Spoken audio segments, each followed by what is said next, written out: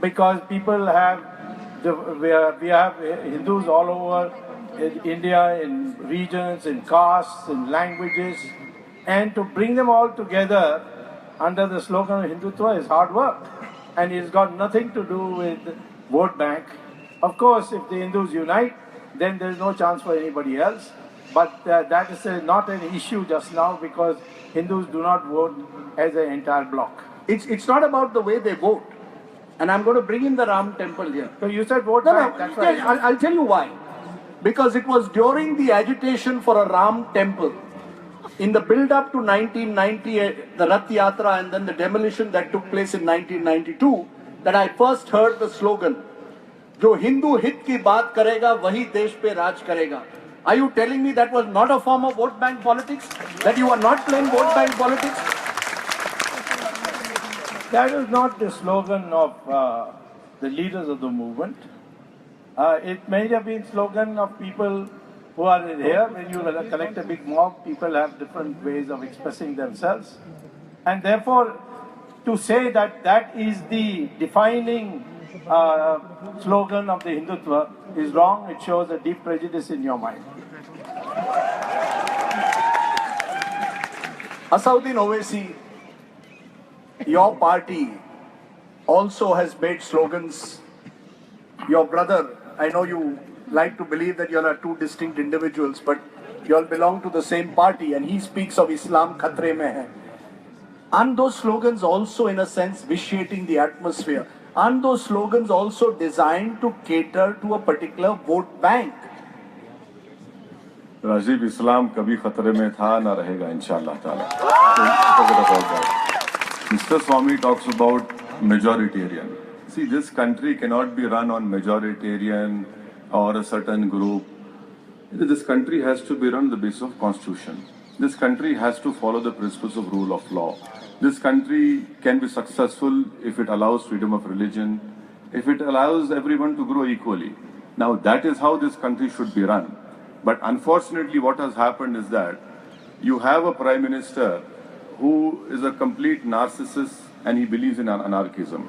Now, take the example of yesterday.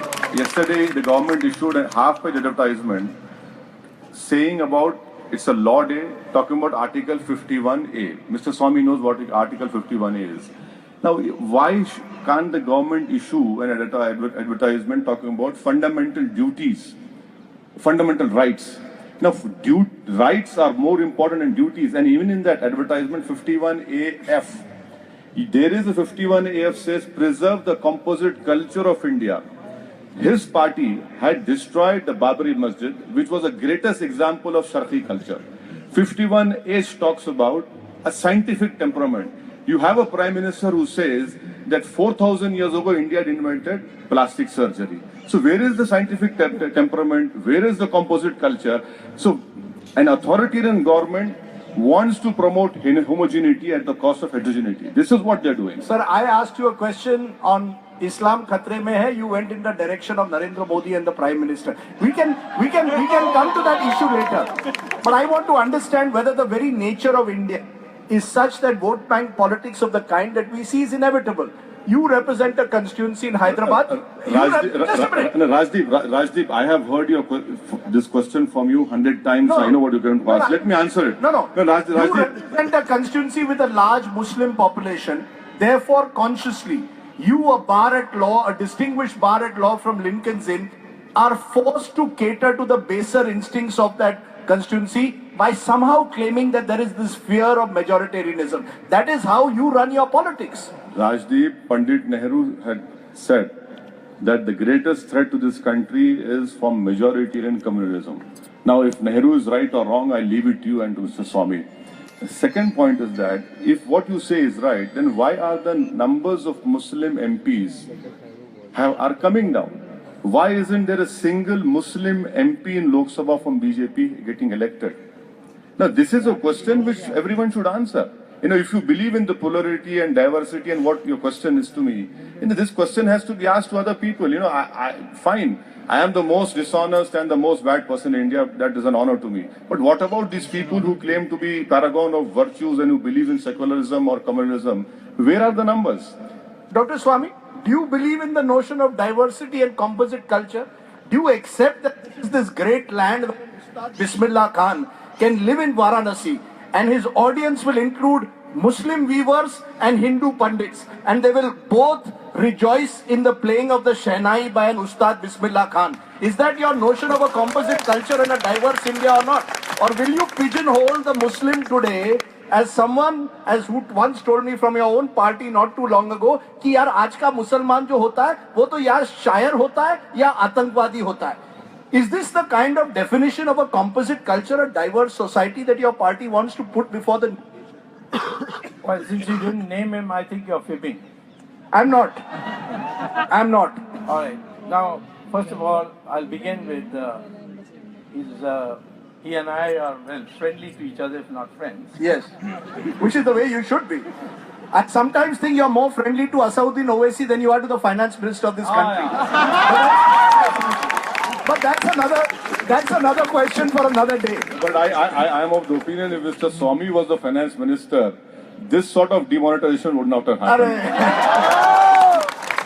But more seriously, do you believe in the notion of composite culture and diversity and a multi-faith dialogue? I'll begin by his first answer, where he quoted sections of the Constitution. And he said we are bound by rule of law, which of course emanates from the Constitution. Let me tell him that Article 44 of the Constitution says there should be a uniform civil code in the country. He doesn't agree with that.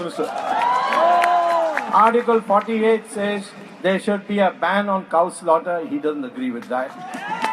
Article 351 says that the Hindi official language should take vocabulary only from Sanskrit. I'm sure he doesn't agree with that. So don't be like the devil quoting the scriptures, some parts of the Constitution and not some other parts of the Constitution. First, as far as diversity and so on and so forth, first of all, I'd like to say the Hindu civilization has a tremendous record of looking after minorities who come here for refuge. When the Parsis came, we looked after them. And they were so happy with the way they were treated that when the British offered them minority status and reservations, they said, Hindus have looked after us for 1,000 years. We don't want you. You go. That was the stand taken by the Parsis. The Jews persecuted everywhere in the world. Only place where they got the local population to build mosques, synagogues, one in Cochin and the other in Bombay, was India. And when Israel was formed, the first resolution that was passed after adopting the Constitution was to say, thank you, India, the only country where the Jews were not persecuted. The same thing was with Syrian Jews, Assyrian Christians, and even those Arab Muslims who came to Kerala as traders. We, in fact, when they wanted to settle down, we allowed them to marry into our society, and we call them Mapilai, which means son-in-law, and which in English is called Mopla. So that was the record. It was the violent Islam which disrupted our society. Now, when partition was created by the British House of Parliament, the Common House of Commons, they adopted a bill. Because there was no Pakistan, they had to create a Pakistan. So they created what they said was two nations, one a Muslim-governed Pakistan and a Hindu-governed India. And the Hindus decided, we will not ask the Muslims to leave. Those who want to live here, they are welcome to live. But we must live as a united society.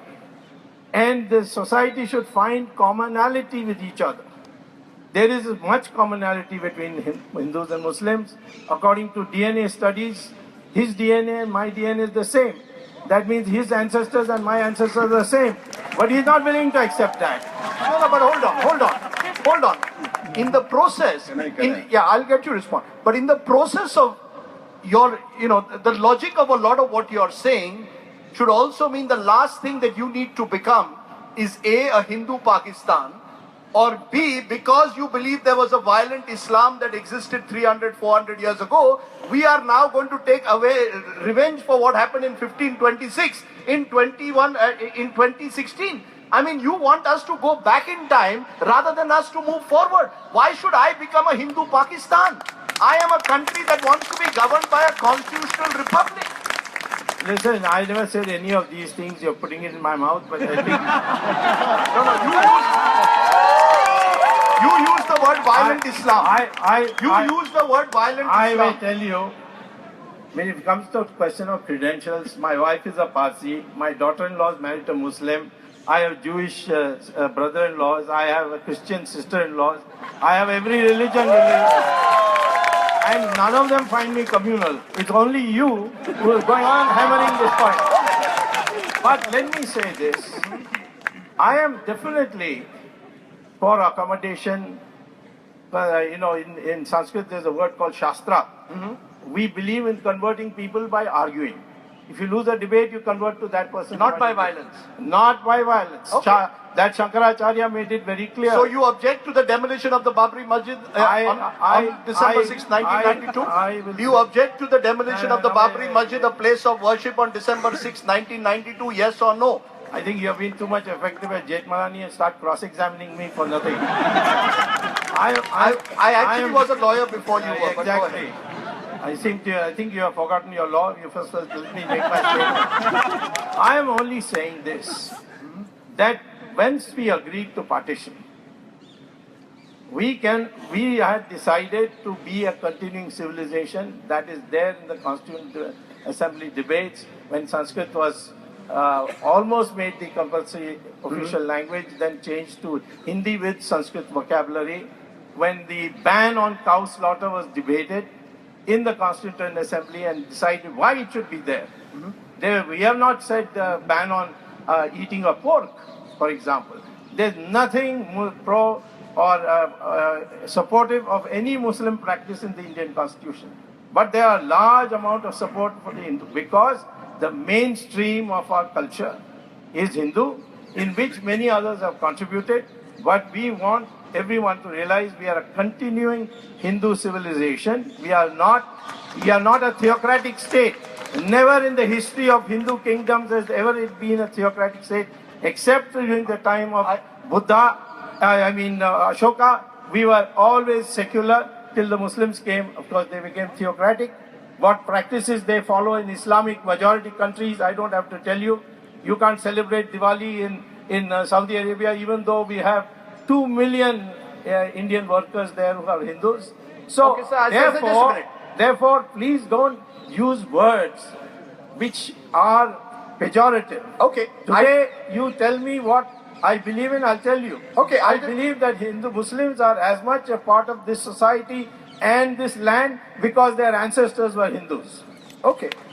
I don't suddenly want India to ever become Saudi Arabia. But that's another question for another day. You need to respond, though, to the fact that you are selectively using the Constitution. Dr. Swamy has cited provisions, directive principles, uniform civil code, let me answer. Don't waste your time. Okay. Now, Mr. Swamy, you are very well versed in the law.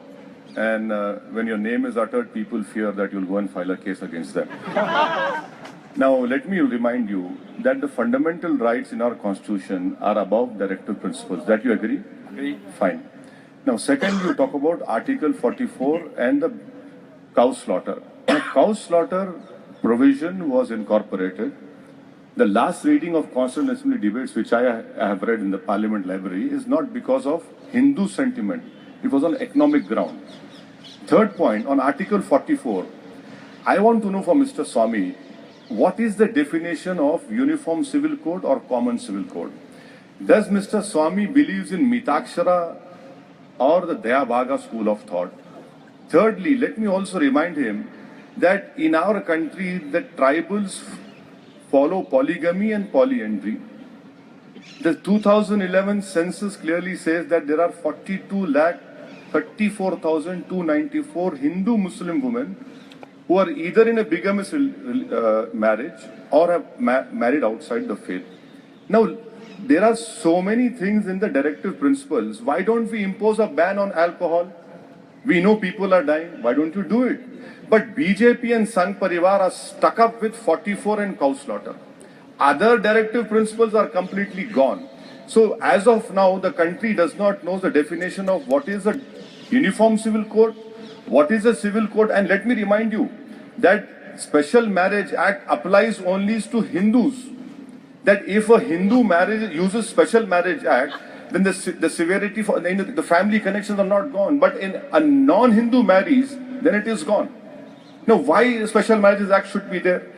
Article 371, let me, Nagaland and Mizoram, can Mr. Swamy say now that we'll take away the cultural rights of Nagas and Mizos? We cannot impose IPC over there. Mr. Swamy, can you impose Indian Penal Code in Kashmir? Can you do it? You are in power for 2.5 years. You have done nothing about 370. Forget about 370. You're not even able to take back Pandits to Kashmir. Forget about those Kashmiris. Kashmir was burning for 4 years. So all this talk of uniform civil code and cow slaughter, why don't you impose cow slaughter in or beef ban in Goa where you're in power? So this is nothing but election time, Babri Masjid, cow, uniform civil code. After election there is Sabka Saath, Sabka Vikas. And what Sabka Saath, Sabka Vikas means that no one of you should have a 500,000 rupee note. Everyone should become a beggar. So the Prime Minister says, stand up, start up, queue up, and if you die in a queue, you're a nationalist. If you're alive, we'll think about what we are taking action from you. Asauddin Owaisi, on that, just though, there is let's be honest, there is a trust deficit. There exists a trust deficit between, unfortunately... Rajdeep, no, please, Rajdeep, I beg you. Now he talked about violent Islam. मैं खर्जा रखता नहीं हूँ. What about Shashank?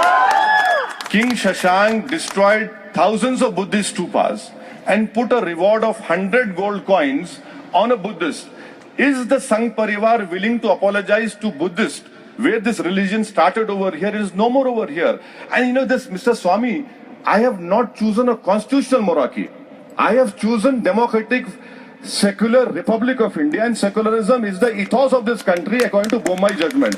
And tomorrow, if Mr. Swamy allows me, if I do excavation at his house at East Nizamuddin, mark my words, I will find remnants of Rahimuddin Khan Khane Khana. I will come back to that. I'll come back, Dr. Swamy. I'll let you respond. But I just want to understand, on uniform civil code, as I said, there is a trust deficit. When you have a trust deficit, you need to take certain gestures that bridge that deficit. Look at triple talaq, for example. 20 countries across the world, including Islamic countries, Bangladesh and Pakistan, have banned triple talaq. But when it comes to Asauddin Owaisi and when it comes to Muslim clerics, you'll go to the All India Muslim Personal Law Board. You will not even accept... No, Rajdeep, you don't do your homework properly. No, I have done it. Let me tell you. I'll tell you what. Read the Muslim Marriage Act of 1960s of Pakistan. At the cost of being a Pakistani, I'm used to it. You can call me if you want. Now, in that act, it clearly says triple talaq is allowed. I'm telling you, this government has filed a petition in the Supreme Court naming so many Islamic countries. You see, Islam does not allow monarchy, so they are Muslim countries. Listen to me. Why should in the 21st century gender justice not take precedence Rajdeep, over why the is Sharia? I'll tell you why. Let us talk on the basis of data. Let us talk on the basis of 2011 census. Let us talk on the basis of what this Bharatiya Muslim Mahila Mandal, which is very close to Sangh Parivar, their own data says that out of 1,700 odd or 17,000 surveyed, only 2 women were given talaq on the phone, 1 through SMS and 5 through email. What are you talking about? And what is the divorce rate of Muslims? Come on, let us debate that. The problem is Mr. Modi wants to make triple talaq an issue for Uttar Pradesh. Now and suddenly this love for Muslim women has come. If that is the case, what about Ishrat Jahan? What about Zakia Jafari? What about Najib's mother? No, Rajdeep, come on. We have to ask these questions. I am saying to overcome a yawning trust deficit. Rajdeep, I will tell you, you talk about gender justice. Yes. Muslim Personal Law Board has told various Uttar Pradesh governments, please give Muslim daughters share in her father's agricultural land. Let Mr. Modi go to Uttar Pradesh and say that. Let Mr. Modi go and say in Goa that if a Hindu woman gives birth to a child by age of 25, her husband can marry second time. By 30, if she cannot give birth to a boy, the man can marry second time. Why is Mr. Modi so selective about it? Okay, let me come to you. Since I maintain there is a trust deficit, both at the political level and sadly sometimes even seen on the street. If triple talaq is to become the subject of a dialogue and a possible reach out from the Muslim community towards those who believe that gender justice must prevail over the Shariat in such matters, personal law matters, what gesture is going to be made from the majority community? At the end of the day, Mr. Owaisi is right. You don't want Muslim political representation. There is not a single Muslim MP today from Uttar Pradesh apart from Mukhtar Abbas Naqvi who comes to the Rajya Sabha. You consciously do not... No, MJ Akbar is also. No, MJ Akbar is from Bihar, again Rajya Sabha. But please understand, 13% of the population, you don't want to give them political representation. 14%. Where is the reach out? I want to know what is it that can be done from people like you to ensure that there is some kind of a dialogue. Instead, you are insistent on a Ram temple to be built on the very spot that you believe Ram was born. You have converted a property dispute. I'm sorry to call it a property dispute. No, Rajdeep, it's a title dispute. Chalo, title dispute, property, title dispute into an article of faith. That I believe that Ram was born here and therefore the Mandir yahi banayenge. How are you bridging the divide with him? You want him to reach out to you. You will not reach out to him. How will that work? Tali do haath se bajti hai. Well, first of all, I'd like to say that whenever, in response to, actually he was debating Narendra Modi, not me, so... I am thankful to you, sir. No, are you saying it? No, we are seeing a signs of change in Mr. Swamy. He's slowly disassociating from Mr. Modi. No, but go ahead. See, What is your reach out to him?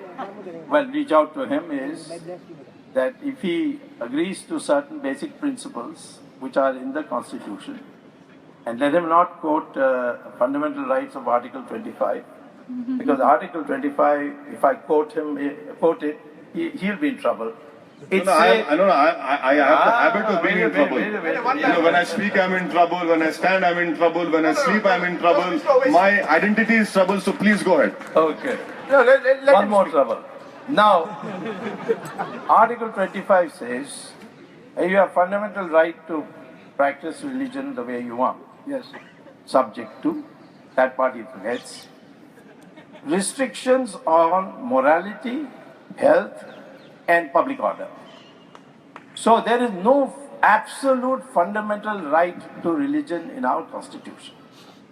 Second, whenever Hindus are confronted with a out-of-date practice, now he's quoting Mitakshara and so on. See, he doesn't know that our theology, we have something called Shruti, which is like Vedas. That's revealed knowledge. And that's all philosophy. And then there is conduct, Shastras. We call them as Shastras. So Manu Shastra, after that Yajnavalkya Shastra, Mitak Shastra. These Shastras can be amended according to our theology. And today our Shastra is the Constitution of India. And we will follow it. Now, when the Hindus are confronted with a malpractice or a practice which is out of date, we immediately respond and get it corrected. Take, for instance, this Subramanian thing, the refusal to allow women, Hindu women, to enter the sanctum sanctorum. Entire Hindu society came together, and today it is being allowed. So, same thing with Sati earlier. And when Raja Ram Mohan Roy took the courageous stand, the British allowed it. But he said, no, Hindu society will not allow it. If he can tell me any other malpractice or bad practice in Hindu, I'll be happy to sit with him and then see whether he's usual demagoguery or he's got facts really. And then I will get it addressed. Would you, for example, if No, he Mr. has... Swamy, Mr. you are a moderator, you're not a questioner, leave me. Mr. Swamy, what about Hindu Undivided Family Act? Why, isn't that a violation of right to equality? Secondly, Mr. Swamy, you talk about 25, the exceptions. What about Article 29, protection of culture? What about nothing what about protected what about the rights to Nagas and Misos?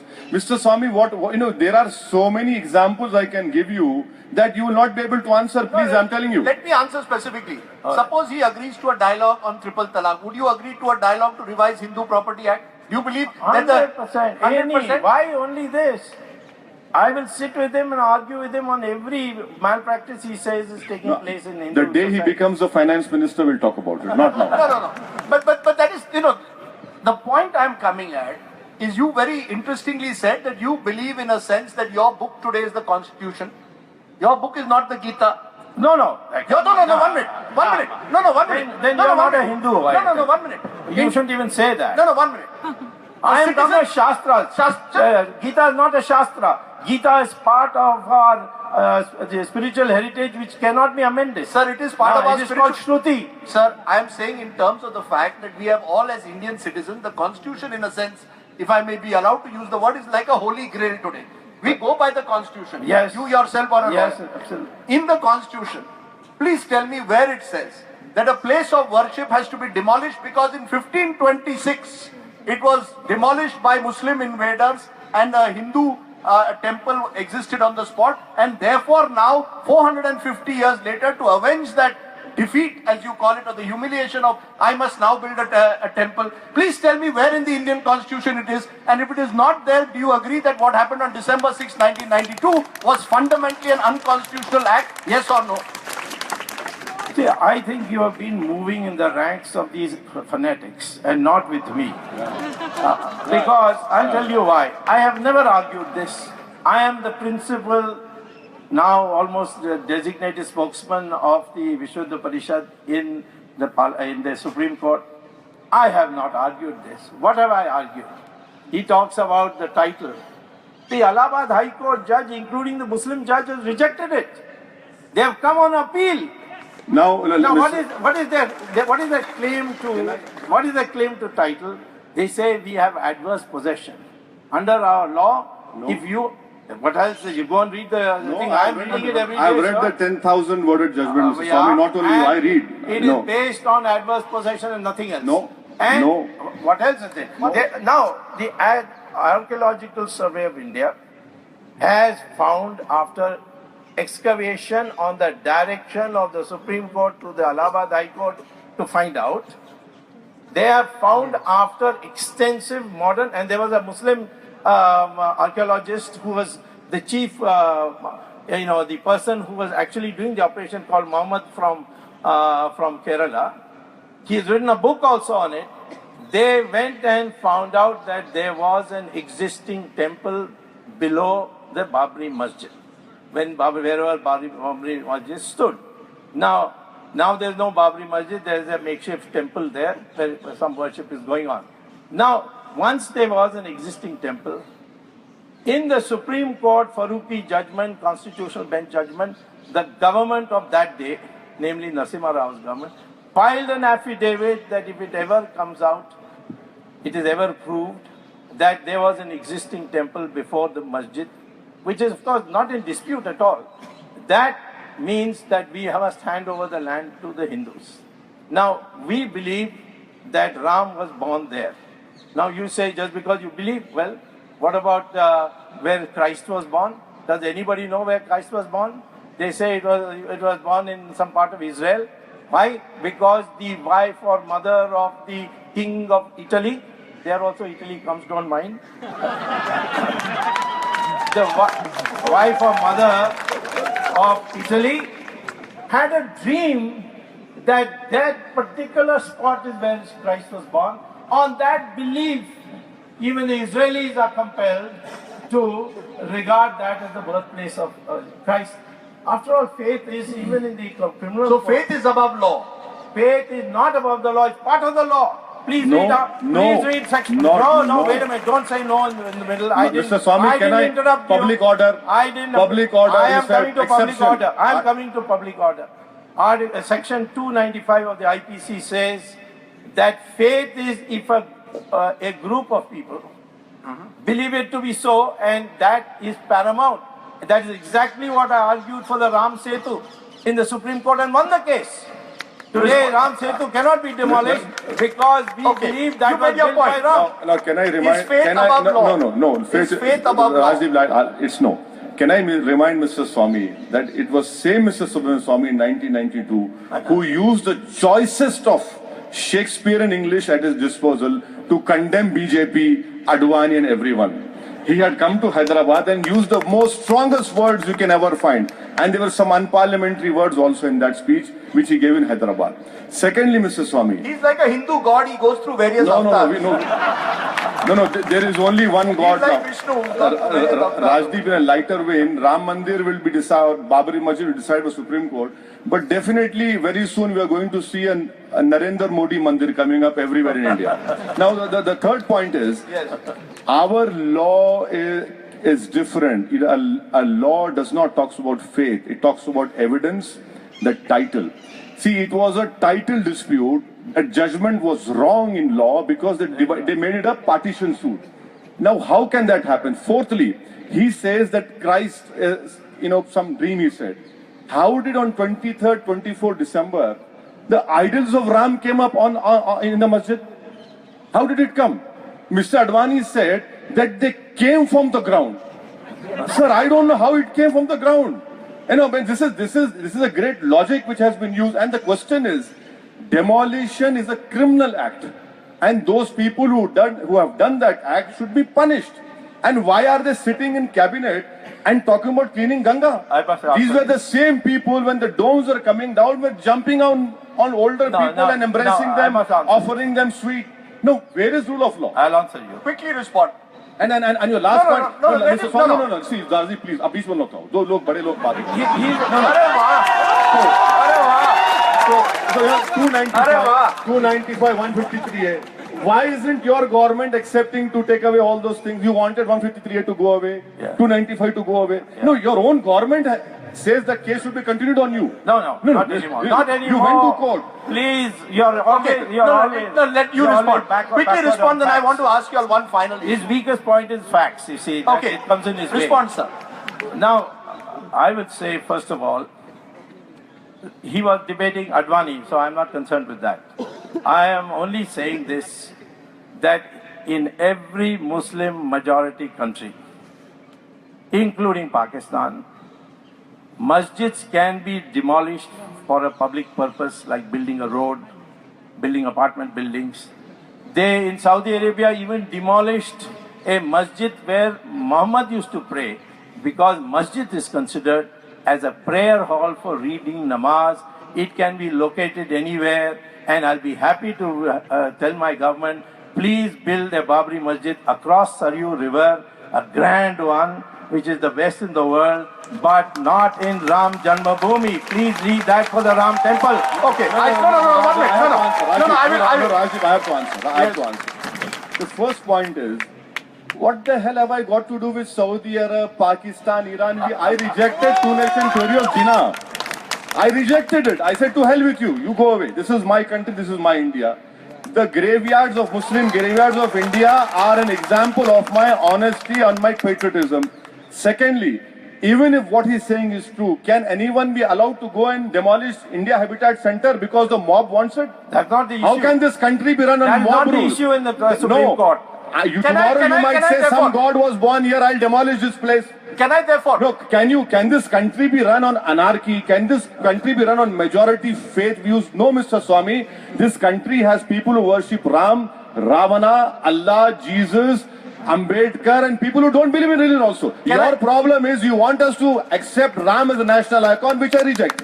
Okay, I'm going to ask therefore this audience one simple question. I want to do an audience poll and then get you to respond. What if I told this audience that in 2016, we're entering the 70th year of independence, that the spot which is the disputed site should be converted, as I have believed for a very long time, into a hospital for the poor of this country. Where any Indian, where any Indian, Hindu, Muslim, any community would be, 1 minute madam, 1 minute. How many of you would agree? How many of you would say yes? Okay, hold on. That is almost as many as, and since I don't have a WhatsApp, since I can't do a WhatsApp poll of my own on my own site, so I can't even say 92% are saying that there should be a hospital. But as many as I hear, clearly let me put it this way, Dr. Swamy and Mr. Owaisi, there is a younger India which perhaps today really believes, or maybe I believe I represent that younger India. I disagree with Sir, you. just a minute. I disagree. No, Just if a that minute. is the Sir, Rajdeep, if I that will is the let you case, respond. tomorrow you will tell me forget Godse. No, one Tomorrow you will tell me forget Mr. Owaisi, you've not even heard my question. No, Rajdeep. No, Mr. Owaisi, you must listen people who now. have done this criminal act should be punished. That's another matter. The courts should decide, and the judgment will be accepted by me. I am telling you, the Muslims of India have said whatever the Supreme Court decides, will accept. You will accept that. Will the Hindutva groups accept it? No, 1 minute. Are you telling me tomorrow, as a result of the day-to-day hearing that Dr. Swamy wants, if tomorrow the Supreme Court says a Ram temple should be built on the site, you will accept it? As an Indian, I am duty-bound to accept judicial pronouncements, judgments, and I'll accept it. Dr. Swamy, on the other hand, if I were to say to you that a younger India perhaps wants a hospital or a school, something in a state like Uttar Pradesh, a state which suffers on the worst social indices, why do you believe? This is the land, sir, of the greatest soul of this country was Mahatma Gandhi. Yeah. Right? And he was a great Ram Bhakta. He was, but the same Ram Bhakta called Mahatma Gandhi did not call ever for bloodshed in the name of a temple or a mosque. Yeah. The fact is that the killers of Mahatma Gandhi are the ones who called for a temple and a mosque. That is the reality, sir. That's a canard that you should not. You should have a separate debate, and I'll demolish you on that. Why? On this thing that those who killed Mahatma Gandhi were the ones who are asking for temple today. Many of them are. What do you mean by many now? You're moderating. No. The groups are. Which groups? Name them. Don't be a coward. Chalo, I will. Nathuram Godse belonged to the Hindu Mahasabha. Yes. Nathuram Godse belonged to the Hindu Mahasabha, a group which was very much part of the movement to ensure that the temple was. I don't care for Hindu Mahasabha. I've got nothing to do with them. Sir, this is a... Okay, so like Asauddin Owaisi has said today, he says if the court decides that a Ram temple should be built, he will accept that verdict of the highest court. Yes. Will you also accept if the court decides that there should be status quo? Masjid. A masjid should be built or a status quo. Will you accept it? I will accept anything the Supreme Court decides. I am not Arun Jaitley.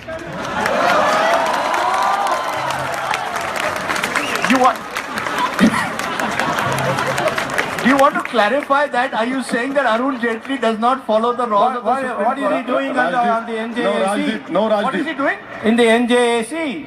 Rajdeep. Who is the block? He is the block. Mr. Swamy would agree with me that in WikiLeaks it was shown Mr. Arun Jaitley had said that Hindutva was only for vote bank. Yes. You agree with that? He said it. I know it's in the WikiLeaks. Whether he said it or not, I don't know. But let me ask you at the very conclusion of this. Rather than audience question, which will now, as we conclude this debate, sir, the role of religion in politics. Yes. Should people be using these emotive religious issues to garner votes? Let's be clear, sir. These have been vote-catching gimmicks. In the 1990s, it enabled the BJP to emerge as a major national player. Today, in 2016, you don't need it. Today, demonetization, you believe, will get you votes, not Ram Temple. You have moved away from that. You yourself in the past have complained that people, once they enter power, forget these issues. But do you believe that in a plural society like ours, religion should play the kind of role it does when appealing for votes? Should I be appealing for votes in the name of Ram, or should I be appealing for votes in the name of roti? No, why not appeal for the... Tell me you can provide me roti, I'll vote for you. Tell me you'll build me a Ram temple, I don't want to vote for you. We have never campaigned, even including the last election, on building a Ram temple. You campaigned in the 1990s because it suited you then. Leave aside 1990s. I am saying that today, you ask me today, the last election we campaigned on three things. The leadership of Narendra Modi, Hindutva, and also fighting corruption. These are the three things. Two, This question all the time you journalists pose about development being the key factor. Yes. Let me tell you, Narasimha Rao did nothing but development and superb development, and he lost. Mr. Atal Bihari talked about India shining through development. He lost.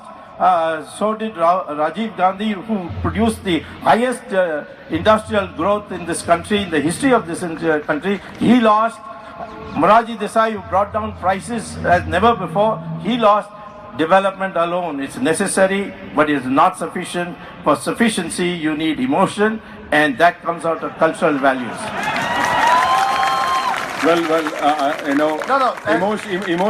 Emotion is fine, but destruction of constitution is not fine. You want to repeat 6 December 1992. Let me give you an example of an app of Narendra Modi which carries sayings of Narendra Modi. You can send wishes on Christmas.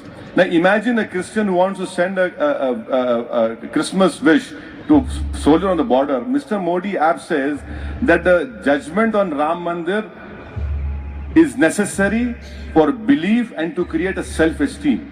Can the Prime Minister still stick to that quote of his and use it in his app when the Supreme Court has given a stay? And please tell me, if Mr. Modi talks about employment, 5% is unemployment rate. What? Achhe din aayenge abhi. 2.5 years have come, sir. Achhe din aaye nahi rahe. I know. No, because you are representing Mr. Modi. I am? You are part of his Modi. Yesterday you said I was a rebel. No, you are part of his Modi, and there's no employment. Can I ask you 70%. Sir, I have 1 minute left. I'm going to ask both. I'm going to ask both of Rajdeep, you. Emotions have to be within the law. Emotions cannot break law. And also, please remember, so long Supreme Court does not decide that Hindutva judgment, people will definitely use religion. You cannot stop me. I will ask name. He will ask name, not in the name of Modi, but in the name of Hindutva. I will ask votes in the name of Islam, but for Muslim. That judgment must go. That is the biggest bane to our code of conduct. Okay, I'm going to ask you therefore, in conclusion, 30 seconds each. Yes. What is your definition of secularism as you see it today? What is your definition, Dr. Swamy, of a secular India? 30 seconds. That secularism means that in all secular activities we will be secular. Which means that a person can be President of India, Prime Minister of India, members of Parliament, irrespective of any religion. In his job, it will not be discriminated. These are all secular activities.